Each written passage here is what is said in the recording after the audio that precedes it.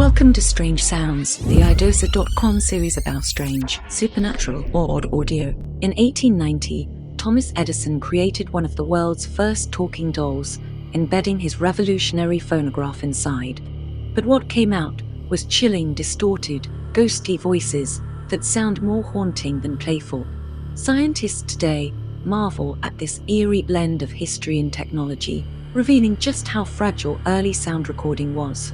In this video, you'll hear the spine-tingling sounds for yourself, an unsettling glimpse into Edison's strange invention. Ready to listen? Here's the sound that shocked history.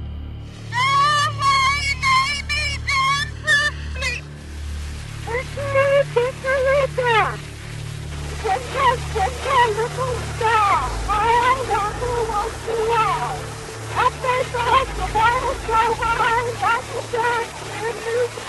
the